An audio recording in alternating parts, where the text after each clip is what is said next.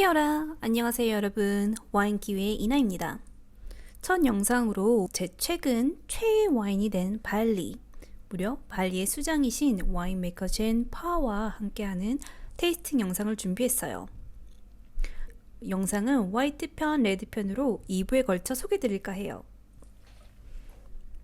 신규 빈티지가 이제 막 롤오버 된 만큼 특히 최근 발표된 2022년 디켄터 와인 어워즈에 2개나 수상을 한 와인이 있는 만큼 최대한 빨리 소개를 시켜드리고 싶어서 일단 발리부터 내보냅니다.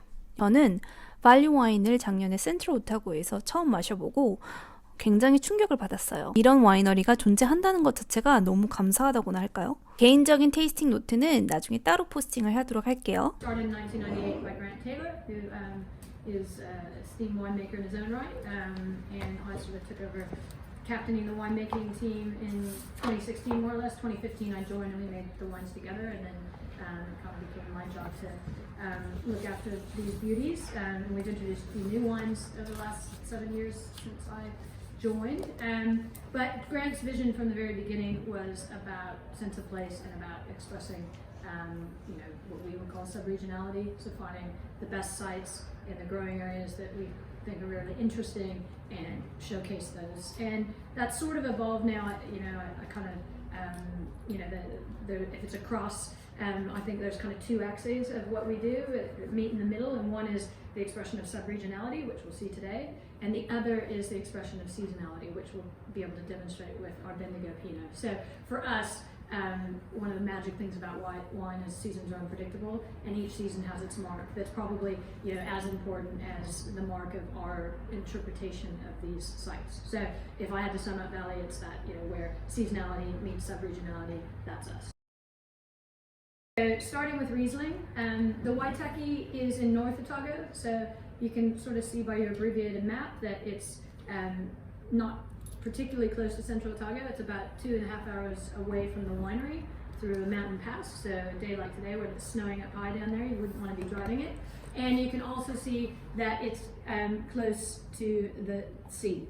So like every other principal growing region in New Zealand, aside from Central Otago, it has a maritime influence. So maritime, in this sense, I'm talking about coastal ocean.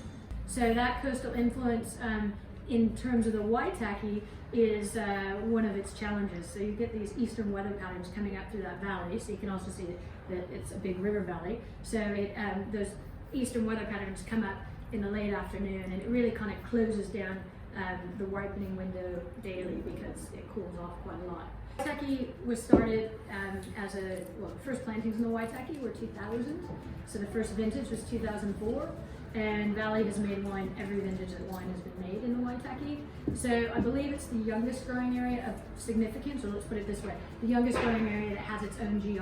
So the Waitaki North Otago has its own geographic identity that's protected. So it's certainly the youngest and smallest area to have a GI. I believe it's smaller than Waiheke as far as the hectares planted. So there's about 60 hectares of grapes planted today. In the early days, there was closer to double that. Limestone that is formed from weathering of marine fossils. So as you know from the Loire and Burgundy, etc., it's an important soil for growing grapes, particularly Pinot Noir. With the Waitaki, because there's so little of it and the seasons are so variable, to make the best Riesling that we can in every vintage. So in a couple of instances, we've made larger-sized Rieslings in 14 and 15.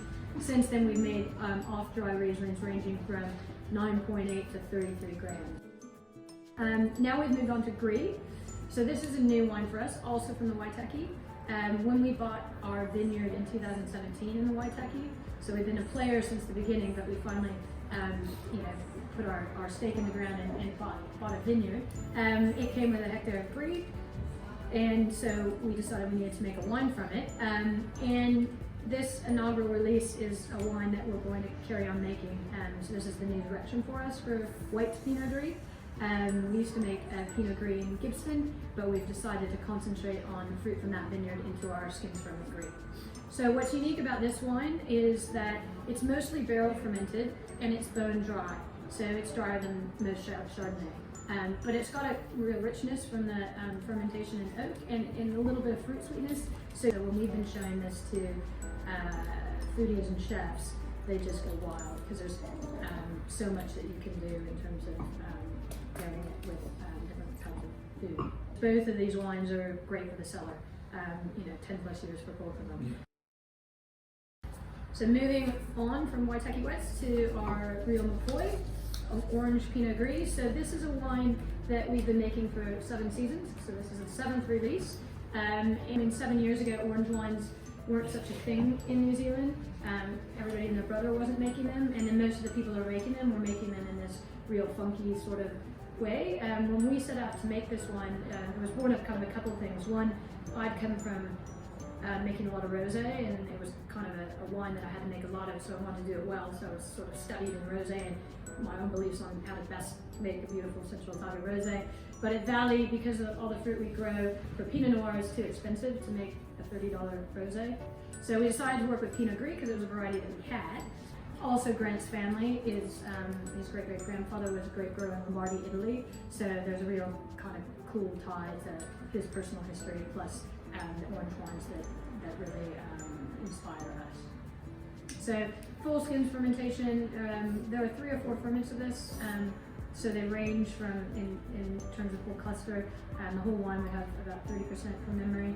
And they're on skins until, each ferment's on skins until we think it's resolved and balanced. So that every year is a little bit different, but it ranges from, say, 21 to 40 days. You can see the footprint of Gibson in this wine, which when we try the Pinot after, you'll see fragrance, you'll see fine tannin. So that's what we do.